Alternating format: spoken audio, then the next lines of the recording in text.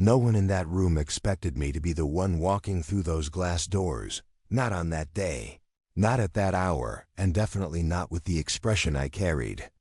But that's the thing about life. Sometimes the people who laugh at you the loudest never see the moment you return. The boardroom was colder than I remembered. Not physically, just in the way everyone stared at me. Like I was a stranger. Like I didn't belong there. Funny, because as of that morning, I owned the place. A long table of polished wood stretched across the room.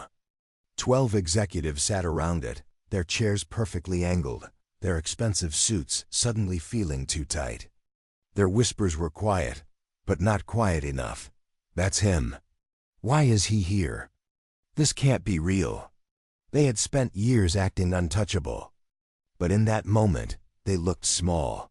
I didn't speak right away. I let the silence work, let them wonder, let them fear. Let them remember every time.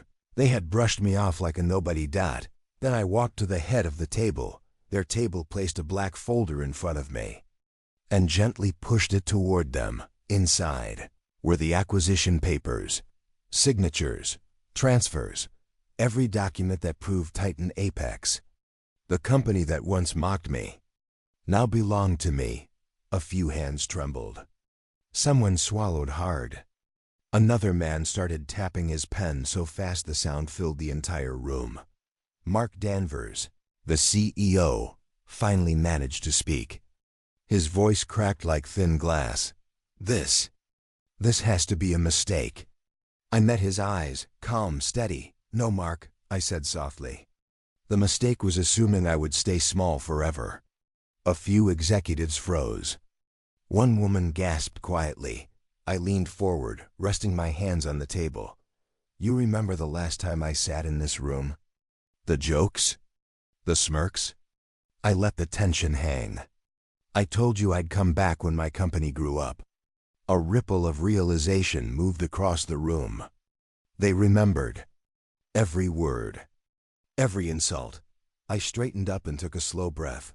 Well, I said, my voice low but clear. Here I am. No yelling. No anger. No revenge speech. Just truth.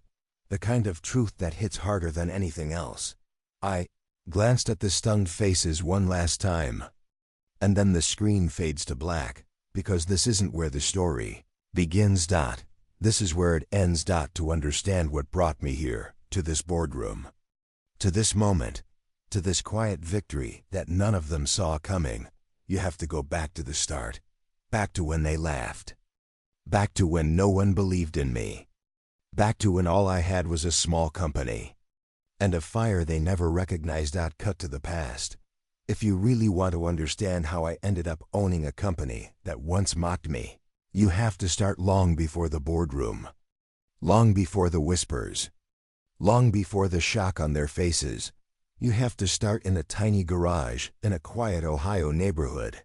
That was my world. Not some fancy office with glass walls and leather chairs.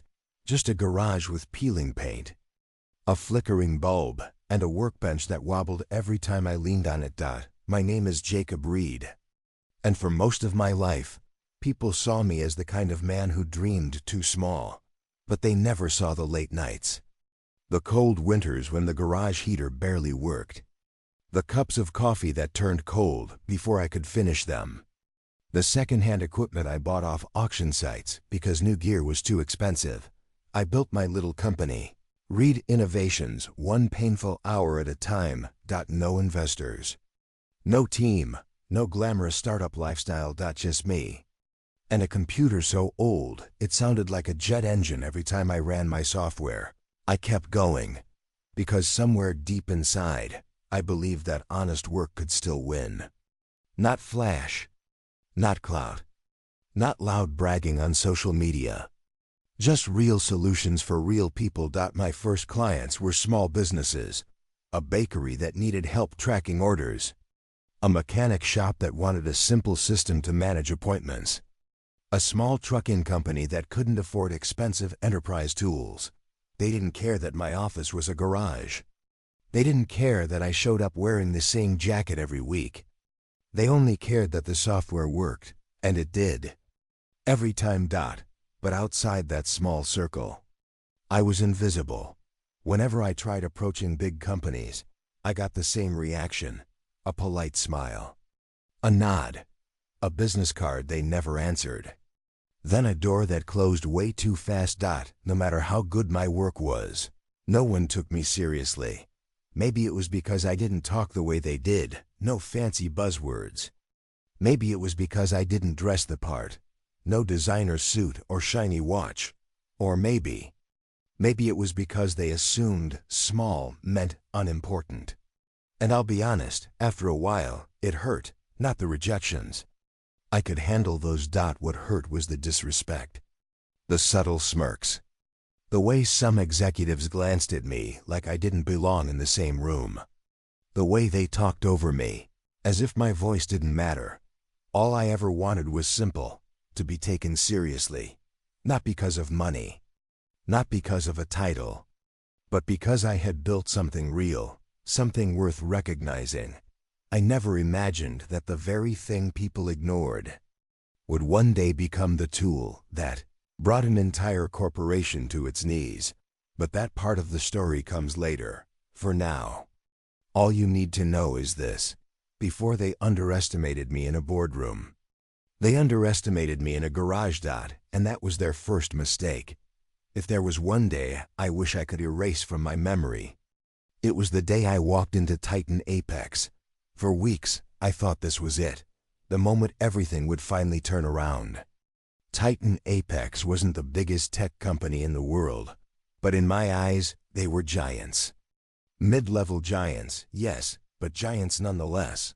When their assistant emailed me asking for a presentation, I felt something I hadn't felt in a long time: hope. I spent days preparing, tweaking every slide, testing every feature, rehearsing every word. I bought a new shirt, not expensive, but clean, simple, professional. For the first time in years, I believed someone was finally ready to take me seriously. But the moment I stepped into the sleek lobby of Titan Apex, the atmosphere shifted. People looked me up and down like I was lost, like I didn't belong, like I was some delivery guy who walked into the wrong building. I tried to ignore it. Just nerves, I told myself. Focus. I rode the elevator to the 12th floor, checked in with the receptionist, and waited. That's when Mark Danvers, their CEO, walked in. Perfect suit, perfect haircut, perfect confidence. He glanced at me, then glanced at my laptop bag, the old faded one I had used for years. And he smirked just slightly, as if he already decided who I was. "Are you the garage guy?" he asked. My stomach tightened, but I forced a smile. "Yes, Jacob Reed, here to demo our..." Right, he said, waving his hand like he was brushing dust off his sleeve. "Let's get this over with." He led me into a large conference room where 6 executives were already seated. None of them stood to greet me. None of them smiled. They just stared. I began my presentation. My voice shook at first, but I steadied it.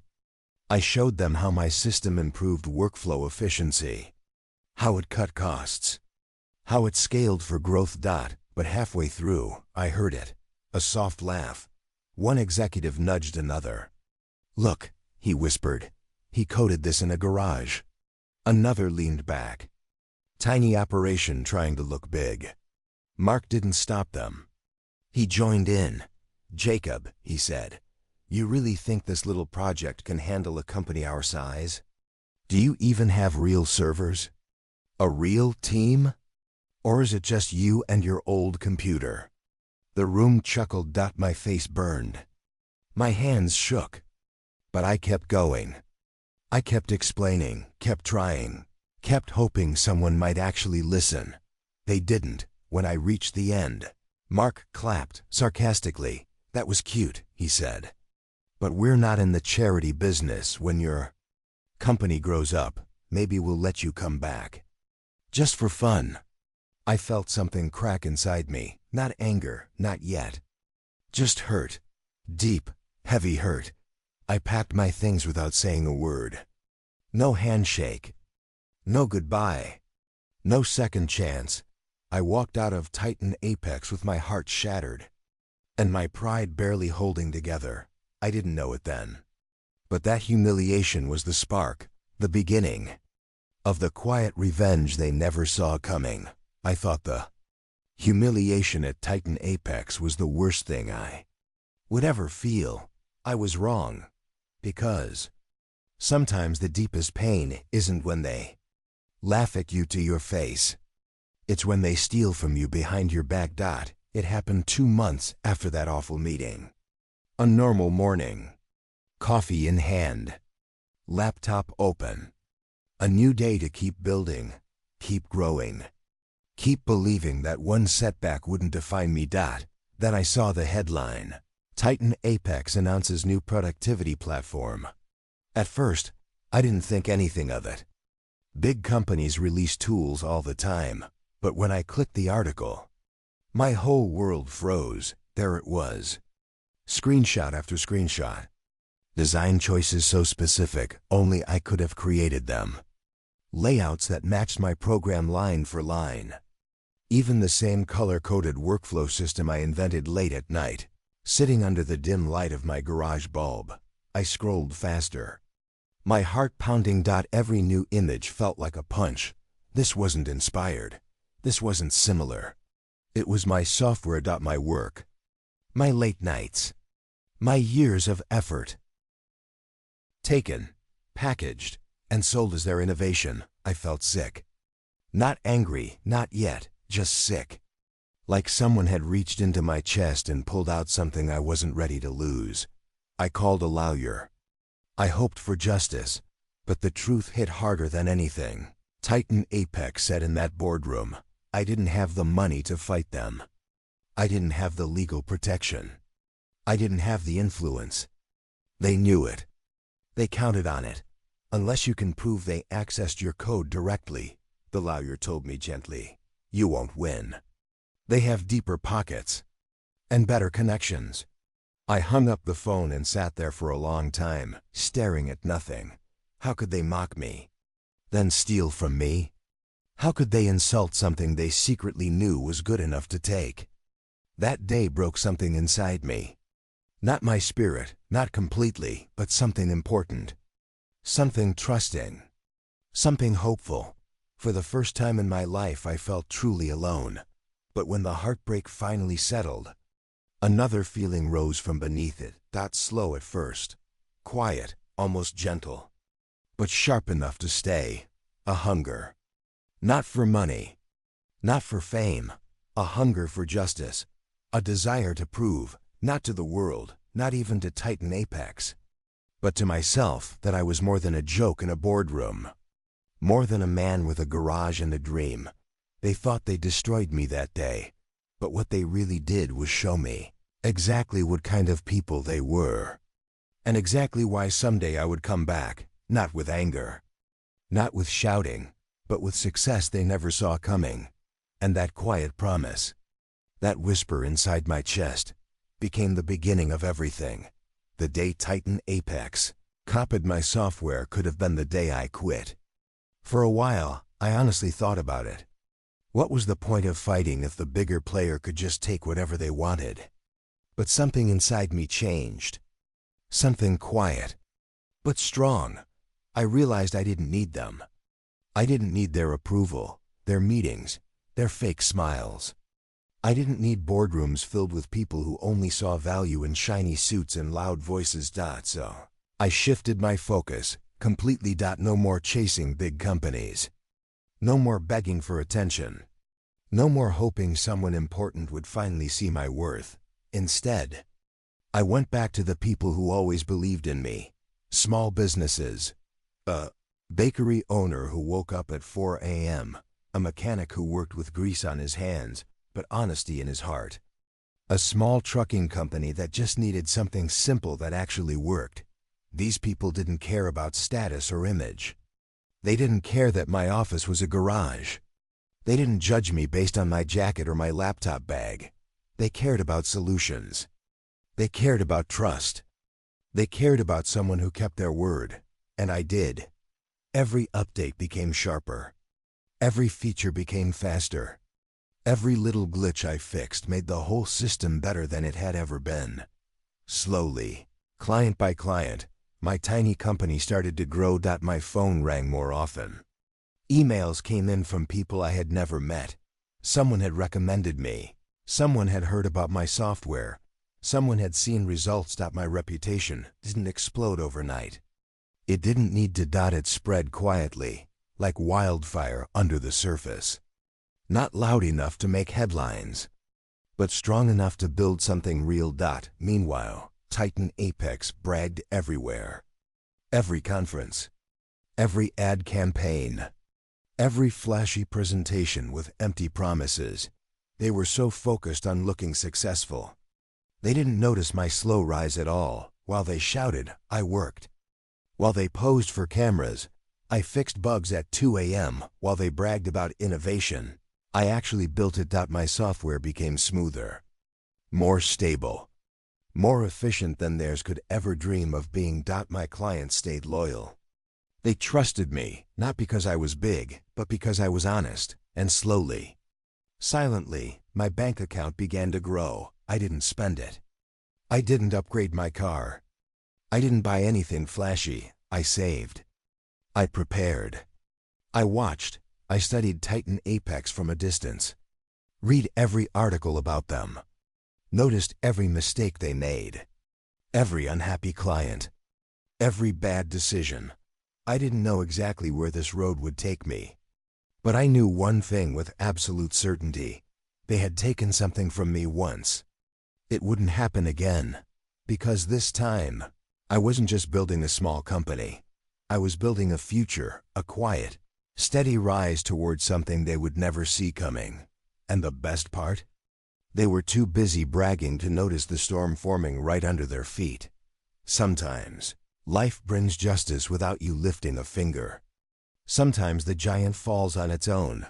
That's exactly what happened to Titan Apex. It started quietly, the kind of quiet that feels harmless at first. A few client complaints here and there. A couple of employees frustrated with long loading times. A small bug in their brand new platform, nothing major. At least that's what they told themselves. But cracks have a way of widening, especially when they're built on stolen foundations. The first real sign came from a logistics company that had recently switched to Titan Apex's system. They publicly posted about delays, lost data, and something they called the worst software rollout in years. Titan Apex brushed it off. Then another business complained. Then another. And another. Soon, the internet was full of angry posts, begging the company to fix the growing disasters caused by their glitch-filled system. Inside Titan Apex, things were much worse. Employees were exhausted. Developers were confused. Managers were scrambling. The support team was drowning in phone calls. Every department pointed fingers at another. Cost overruns shot through the roof. They hired contractors to fix bugs, then hired more contractors to fix the bugs created by the first contractors. Money poured out of the company like water through a broken pipe. Investors noticed. They always do. Meetings grew tense. Board members argued. Shareholders demanded answers. Still, the CEO, Mark Danvers, kept insisting everything was under control. But control was the one thing he didn't have. Then came the scandal. One morning, an anonymous whistleblower leaked emails to several tech journalists. Emails that exposed Titan Apex's rush development timeline, their lack of proper testing, their attempts to silence internal warnings. And the biggest revelation of all, the system they proudly marketed was not their own innovation. Reporters didn't know whose idea it originally was. Not yet, but the truth was out. Titan Apex had built their entire platform on stolen ground. News spread like wildfire. Stockholders panicked. The company's value dropped day after day. 20%, 30%, 40%. Titan Apex wasn't just stumbling now. It was collapsing in real time. And I watched it unfold from my small, quiet office in Ohio. Not with joy. Not with revenge. With clarity. Their downfall wasn't caused by me. It was caused by what they chose to become. But I also saw something else. An opening forming right in front of me. A chance. A rare moment life only gives once. Titan Apex was vulnerable. Weak. Wounded by its own decisions. And for the first time, I had the strength and the resources to make a move, not out of anger, not out of hatred, but out of opportunity. They had laughed at me once, but now, they wouldn't even see me coming. The strange thing about opportunity is that it doesn't arrive with fireworks. Sometimes it appears quietly, almost politely, as if asking whether you're ready to change your life. For me, that moment came the day Titan Apex's stock first dipped below a level no one expected. Most people saw chaos. I saw a door opening. I had been saving for years, quietly, patiently, without telling a soul. And now that patience became my greatest weapon. So I began buying Titan Apex shares. Not in big dramatic chunks. Not in a way that would raise alarms. Just little pieces. Silent pieces. Every time the stock dropped, I bought a little more. Every time another scandal leaked, I bought again. Every time the executives tried to calm investors with empty speeches, I watched the value fall. And added to my position. To the outside world, it looked like nothing. Just another small investor picking through a failing stock. But behind the scenes, something powerful was forming. I didn't brag. I didn't post about it. I didn't make bold statements. Silence was my strategy. Patience was my partner. Time was on my side. Titan Apex executives noticed the buying activity, of course. They weren't blind, but in their minds, a mystery buyer meant one thing: a hedge fund, a big, wealthy group trying to snatch up cheap assets. They never once considered it could be me, the man they mocked, the man they dismissed, the man they pushed out of their building without a second glance. Why would they? In their world, people like me stayed small forever, and that belief, that arrogance, blinded them completely. Week after week, month after month, their company slipped deeper into trouble. Cost overruns, client departures, internal reports hinting at leadership failures, negative press that refused to fade. Each problem made my shares more valuable, not because the company was strong, but because my position grew while they weren't paying attention. By the time Titan Apex hit rock bottom, my ownership wasn't small anymore. It was significant. Then it became major. Then it became controlling, and still, no one at the company understood what was happening. Until one quiet morning. The sun wasn't even up yet when my phone rang. My lawyer's name flashed across the screen. I answered with a tired voice. Yeah? He didn't waste a second. Jacob, he said, it's done. I sat up. My heart paused. You now hold the majority. You own Titan Apex.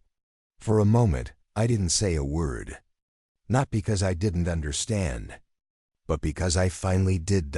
All the humiliation, all the betrayal, all the years of being ignored, they had led to this quiet, unbelievable moment. I didn't laugh. I didn't celebrate. I just whispered, all right. It's time. Time to return to the place where they once made me feel small. Time to show them what silence, patience, and strategy can truly become. The elevator ride to the 12th floor felt strangely calm. No nerves. No fear. Just a steady, quiet certainty. This was the same floor where they once laughed at me. The same hallway where I walked out feeling smaller than I had ever felt in my life. But today, everything was different. When the elevator doors opened, the receptionist recognized me. Her eyes widened, her mouth opened slightly, but no sound came out. I didn't stop to explain. I just kept walking, straight toward the boardroom. The same boardroom. The same table. The same chairs. The same people. But this time, They weren't waiting to judge me. They were waiting for answers. And I was the one who had them die as I pushed open the heavy doors. The room fell into complete silence. 12 executives stared at me like they were seeing a ghost. Mark Danvers, the man who mocked my garage tools, was sitting at the head of the table, but the moment he saw me, he froze, the color drained from his face. "You," he whispered, the word barely escaping his mouth. I walked slowly to the front, placing a thick folder on the table, the same spot where he once placed my rejected proposal. But today, the papers inside were very different. I looked around the room, meeting every pair of eyes that once dismissed me. "Good morning," I said calmly.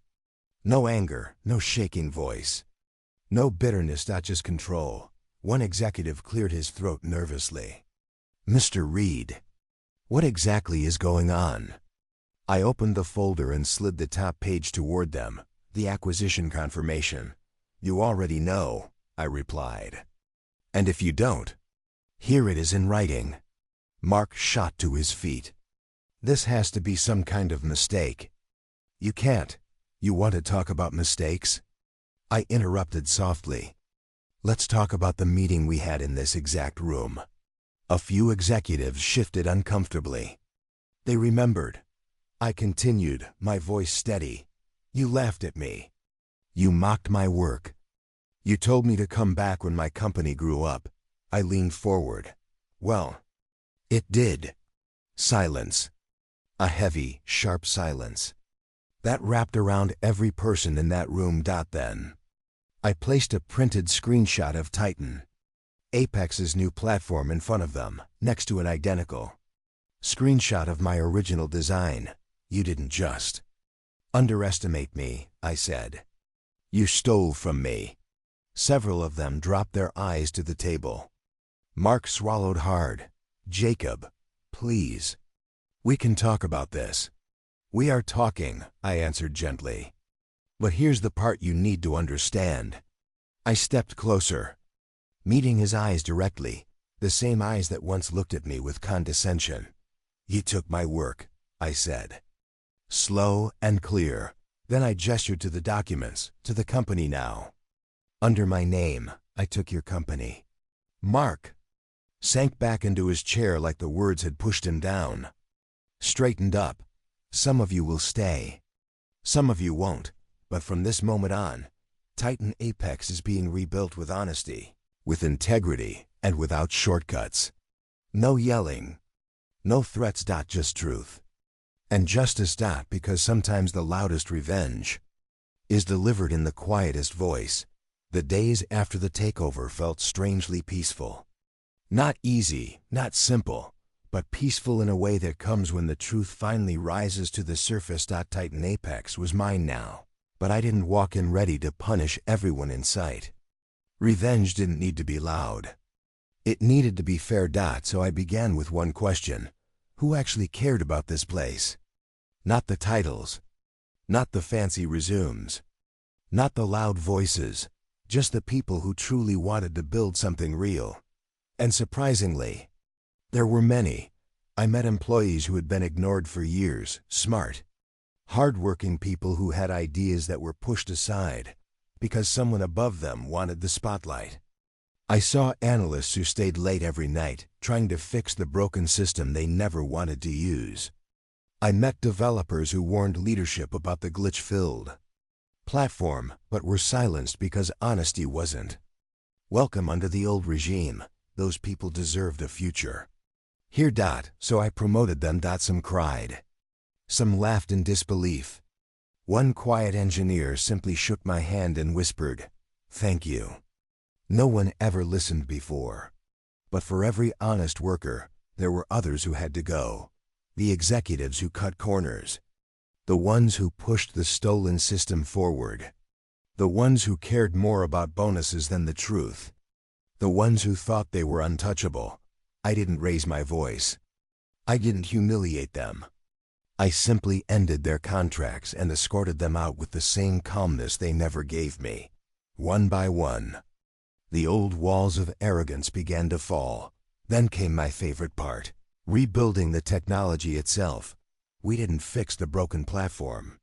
We replaced it entirely. I brought in my original software, the one they mocked and then copied. We updated it, strengthened it, scaled it. The team loved it immediately. Clients loved it even more. Within months, losses turned into gains. Complaints turned into praise. Chaos turned into clarity. Titan Apex began climbing back, higher than anyone expected.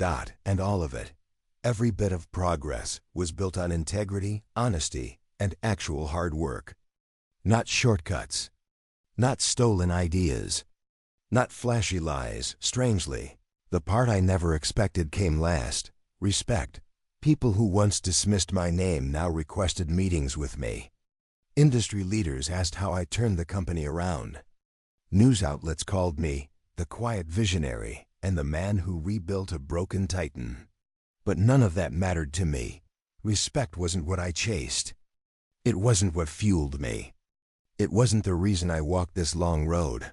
I only ever wanted one thing: to prove to myself that I could build something real. And now, as I stood in the same building where they once laughed at me, watching hundreds of employees thrive, watching a company rise from its own ashes, watching a stolen idea become the foundation of something honest, I felt something I hadn't felt in years. Relief. Because justice doesn't always come with noise.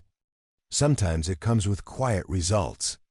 And the peaceful knowing that you turned pain into purpose. When I look back on everything that happened, the mockery, the betrayal, the downfall, the takeover, one truth stands out above all the others. The loudest people rarely win in the end. It's the quiet ones. The patient ones. The ones who work when nobody's watching. The ones who build something real while others chase applause. Those are the people who rise. Standing in that boardroom, watching Titan Apex start a new chapter, I realized something I wish I had known years earlier. Strength doesn't always roar. Sometimes it whispers. I spent so long thinking I needed approval, respect, or validation from the people who once looked down on me. But after everything that happened, I understood a simple, almost gentle truth. I never needed their voices. I only needed my own. True strength isn't about shouting. It isn't about proving people wrong with anger. It isn't about fighting every insult thrown your way. True strength is quiet. It shows up in consistency, in doing the work every single day, in believing in your vision even when no one else does. And true revenge? It isn't about hurting anyone. True revenge is success, the kind that speaks for itself. It's watching the same people who once laughed at you sit in silence, because they finally understand what you were capable of all along. It's walking through the same doors they tried to close on you, but this time holding the keys. It's rebuilding something broken, not to harm, but to heal. Not to embarrass, but to elevate what was wasted by arrogance. And true justice? It isn't loud either. Justice is letting your work shine stronger than their doubts. Justice is rising without stepping on anyone. Justice is your results becoming the answer to every insult, every smirk, every "you'll never make it." When Titan Apex mocked my small company, they thought it was harmless. A joke, something to laugh about. But what they never understood is that small doesn't mean weak. A seed is small, but it grows. A spark is small, but it lights the fire. A dream is small, but it becomes a future. Sometimes the smallest company becomes the biggest threat, not because it tries to be, but because it refuses to break. Sometimes the person mocked for dreaming too small becomes the one who buys the whole building. And sometimes, the moment they think you're insignificant is the moment you're quietly becoming unstoppable. As I walked out of the Titan Apex building that evening, the same building where they once humiliated me, I didn't feel triumph. I felt peace, because I finally understood the lesson they never learned. You don't need to be loud to change your life. You don't need to be powerful to start. You don't need approval to rise. You only need faith, patience, and the courage to keep going when no one else believes. And when you do, the world eventually notices. If this story touched you, if you felt the rise, the betrayal, the justice, then don't leave just yet. Hit like, subscribe, and turn on notifications so you never miss the next story that reminds you. No one decides your worth but you. Thank you for watching.